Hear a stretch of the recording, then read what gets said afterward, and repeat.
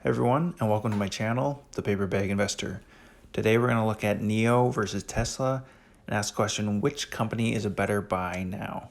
So let's get into it. First of all, I want to say that nothing in my channel is financial advice. I'm not a financial advisor. I'm a guy with a paper bag on his head who loves investing and thinking about the future. So we're looking at two companies that have had insane performance over the last 2 years and even recent months, especially. Tesla with over 570% over the last 2 years, and NIO with over 200% return in the last 2 years and over 500% return if you're looking in just the last few months. And the market's giving this kind of insane return because electric vehicles, EVs, are the future. In 10 years, most car sales will be EVs. They're safer, they're better performing, they're environmentally friendly and bring blue skies. The motto of NIO, they're computers on wheels, and someday they'll be more economical than gas vehicles. In every way, EVs are superior to gas, and the marketplace is giving these EV companies that evaluation for a reason. And I really don't think legacy automakers have much to offer in competition to Tesla or other electric vehicle makers. They have too much invested in the internal combustion engine, and really that's where their area of expertise is. It's not in batteries, it's not in software, it's in a legacy technology with the internal combustion engine.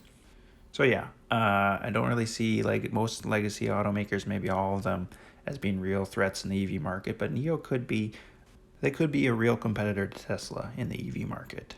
A quick side note, I don't actually think good competitors to Tesla is bad for Tesla. The more EV makers that are actually good and are making good products for consumers, the more of those that appear on the market, there's going to be more infrastructure that's built for EVs, and the more infrastructure that's built for EVs, it creates a network effect for all EV automakers, Tesla included, NIO included, anyone else included, that would benefit all EV makers.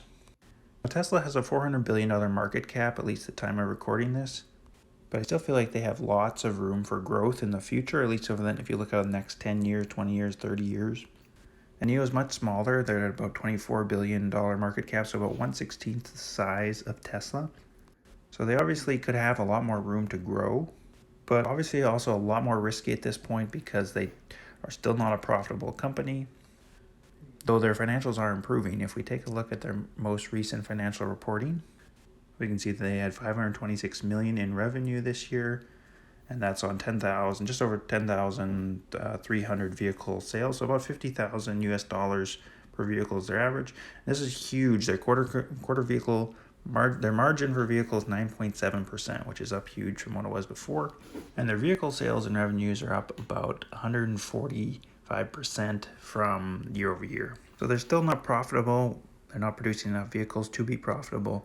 NIO lost about $166 million in the second quarter, and the cash and cash equivalents are about $1.6 billion.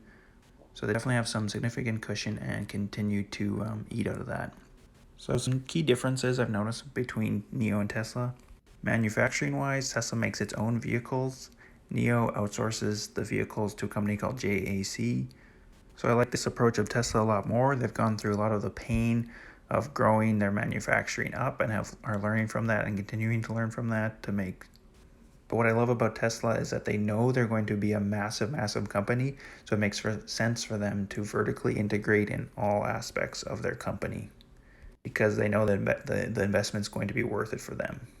NIO, on the other hand, is outsourcing their manufacturing, which is still fine, and you can still be profitable and still be a good company that way and still have lots of growth, but I don't like that as much as Tesla. Now we're going to look at full self-driving differences. NIO is partnering with a company called Mobileye, and this is a huge factor. Again, they're essentially outsourcing their full self-driving technology, while Tesla is doing everything in-house, vertically integrating all aspects because they have a clear vision that they're going to be an absolutely massive company. So Tesla had the foresight to put the hardware in that they believed was necessary for full self-driving years ago into their vehicles and continue to do so. And they have this huge head start where they've collected so much data and continue to collect that data. And the value of regulator-approved full self-driving is underappreciated. It's really in the trillions of dollars. I want to make another video that explains some more thoughts on that. That's for another video though. But again, similar to manufacturing, Tesla is doing its own thing from the ground up, while NIO is partnering with someone else. I like Tesla's approach more to full self-driving because they have total control and ownership over all aspects of it. And if they're successful in full self-driving, then they would reap all of the rewards. Okay, another difference and something interesting that NIO has is they have the battery swapping stations. And they also have, of course, supercharging or charging stations. While Tesla relies only on charging your own battery that's in your own car for the life of the vehicle.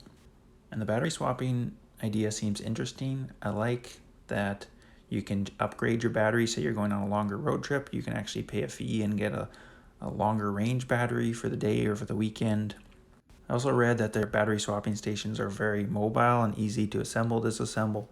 So NIO can easily build them, but also move them around if they realize there's a better location. But there's a lot of things about a battery swap station that to me don't make sense. At a purely supercharging station like Tesla has, you don't need any employees. You literally build the station, people drive up, and it's self-serving. You don't need any employees. You obviously need people to come and do maintenance, but again, there's no employees, there's no direct hands-on contact with a person there, which makes the operating costs of those stations very, very low. And with those operating costs low, you can just build more stations for the same amount of money, which is what people really want. They want locations they can charge their vehicle in more locations. I think the average person doesn't care if they have to wait 5 minutes or if they have to wait 20 minutes charging. They just want a place they can charge, period, that is in a convenient location depending on where they're driving. But the battery swap stations need at least one employee at each station all the time just to be useful. So it's very, very expensive and capital intensive to be paying those employees to be there all the time. I also don't love the battery swap idea because it limits the battery pack design for the vehicles. So if you iterate your vehicles over time and realize, oh, we have a better design, we have a better battery pack shape, we have a better body shape, we have new vehicle models that would be better, you have to somehow keep the same battery pack design for each one that can swap in and out. Or you have more complicated logistics where you have batteries of all different kinds of vehicles at each swapping station, and they all have to be charged when someone arrives in that type of vehicle. So it's a less flexible system because it forces you to keep a very similar battery pack design forever, even if you realize there's a better idea in the future. And as a side note, this is something that's really underappreciated in a lot of engineering, a lot of software, a lot of companies, is the ability to be flexible. It's not just a solution for now, but realizing your future selves might have an even better solution than you realize now.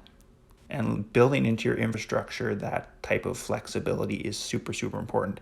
And I don't see that with the swapping station. It forces you, again, to have the same battery pack design.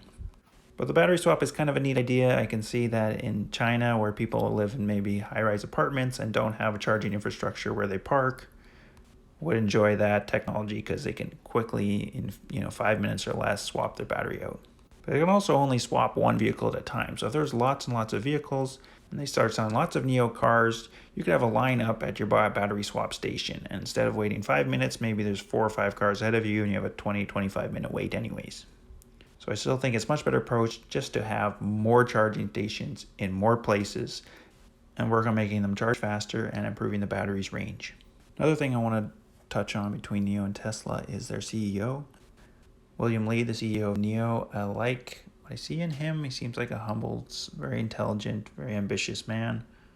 And the improvements he's made in NIO and the company and the growth they've had already is a testament to his own leadership. But in my opinion, Elon Musk is the world's greatest CEO because he attracts the best engineering talent in the world. And this is huge. This is very underappreciated.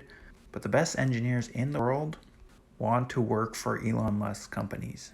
And even small differences in innovation in terms of the quality of the engineer that you're getting can have a dramatic impact over time for a company. So I want to continue to learn more about William Li, but I still think that Tesla gets the advantage here because they have, in my opinion, the world's greatest CEO who attracts the world's greatest talent. And that edge is what will create the world's best batteries, the world's best manufacturing, the most aggressive growth possible. So in conclusion, Tesla versus NIO, which is a better buy now? If I didn't own any Tesla, I would still rather buy Tesla stock, even at the current pricing, because they have better brand recognition. They have the world's best CEO in Elon Musk, who attracts the world's best engineering talent. They own their own manufacturing chain and have gone through the major pains and risks of growing their ability to manufacture and the skill in that. And at this point, Tesla has very little risk of bankruptcy going forward. NIO could have some problems, some execution problems, and could easily go bankrupt in a few years. I don't think that's necessarily going to happen with NIO, but it's definitely a serious risk. I also like Tesla more because they own their own full self-driving technology and they're at the leading edge of full self-driving, which to me, I'm super bullish on full self-driving, and I think it's underappreciated the value of it by most people, or even the potential value of it, whether it comes in 2 years from now, 5 years from now, or 10 years from now. The value of it is still massive today. And 10 years from now, I really don't think you would regret buying Tesla now, as I still think there's significant upside to the stock. With NIO, it might not be the same case 10 years from now. The company may or may not be in existence. Now, all that said, if a significant portion of my portfolio was already in Tesla, then I would consider buying a smaller portion of NIO and evaluating quarter to quarter whether I should still continue to own it or not. Basically, what I'm saying is I think I can still buy Tesla stock even today at the current price and hold it for 10 years and do very well. NIO I could buy now today and do exceptionally well over the next couple of years. 10 years out, would I do well? It's harder to say. So thank you guys so much for watching, and what do you think? Let me know in the comments below. Am I wrong? Is NIO a much better purchase at today's pricing? And please, if you like this video, please hit that like button and subscribe to my channel so I can continue to make more great content for you guys. Thanks for watching. Peace.